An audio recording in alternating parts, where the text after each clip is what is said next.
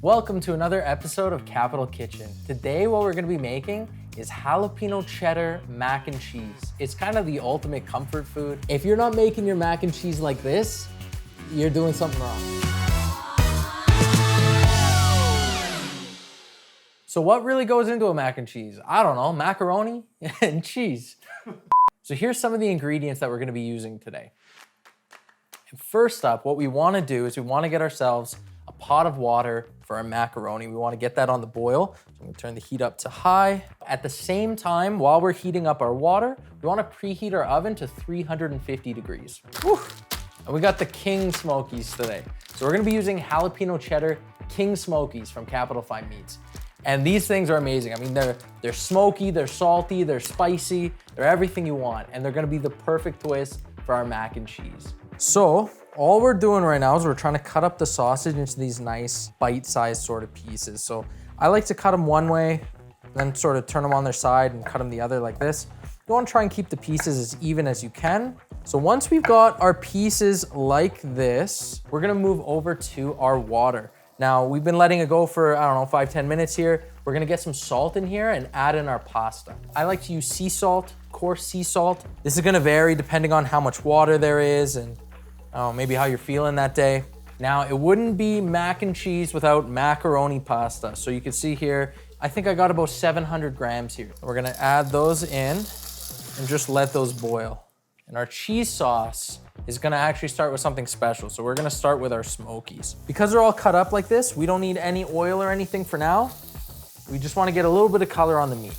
We're trying to build up a layer of flavor on the bottom of the pan. So when we go to our next step and make our roux, we're gonna pick all that up with our melted butter and we're gonna keep all of that good flavor that we're building right now. Just gonna set this sausage off to the side here. So just like we did before with our scallop potato recipe, where we made a really creamy, thick cheese sauce for our potatoes, we're gonna be doing the same thing here with our mac and cheese. And what we're gonna do is make a roux. We're gonna go in with a whole stick of butter here. We're making a big pot of mac and cheese. This is not for one person, so it's okay to use this amount. What you wanna do is have equal parts of butter to flour. You can see how we're really cleaning up the bottom of the pan here, right? We're gonna be using whole milk or homogenized milk. The reason why we're using that is because it's got a little bit of a higher fat content, so it's gonna lend itself better to this purpose. We're gonna add in just a little bit at a time, and we're gonna do this until our consistency is right.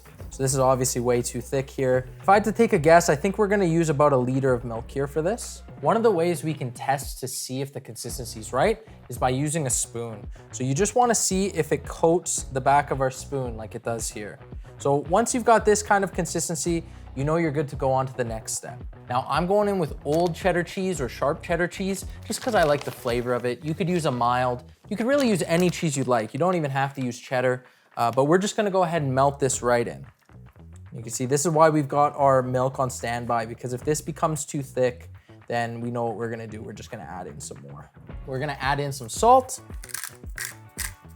And this is just a taste, there's no exact amount here. We're gonna add a little bit of smoked paprika. This is a little bit for color, but also I think this is gonna go really well with our Smokies that we've added to the sausage, our jalapeno cheddar Smokies. And lastly, I'm gonna add in a little bit of garlic powder. I'm just going right out of the container here, so don't mind me. And then once it's all stirred together, we'll give it a taste before we add it to our macaroni and our Smokies. We got our cooked macaroni here. We've got our cooked jalapeno cheddar Smokies. And we're gonna go in with our cheese sauce right on top, okay? This is gonna be the best mac and cheese you've ever had in your life. We got that oven preheated, ready to go. And I'm actually just gonna make a quick crust for the top of our mac and cheese. We're gonna go in with a little bit of butter. We're gonna go ahead and toast some panko breadcrumbs. So you can hear that. It's soaked up all of the butter, and we're gonna use this to coat our mac and cheese. I mean, look at that. That already looks ready to eat, does it not? We can stick this in the oven now. We're just gonna give it about 25 to 30 minutes uncovered. We got it at 350, and we're looking for a nice golden brown crust on top. Oh yeah. Look at that, that's what we're looking for. We got a nice golden top here. Give it about 5-10 minutes or so. Let it sit, let it cool off, let it set a little bit. It's gonna be a lot easier to scoop, and you're not gonna ruin that nice crust that we got on top.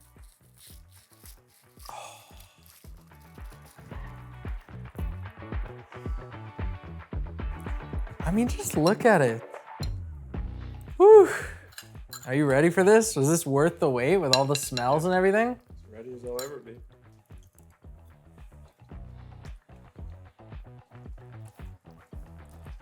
That's the best mac and cheese I've ever had.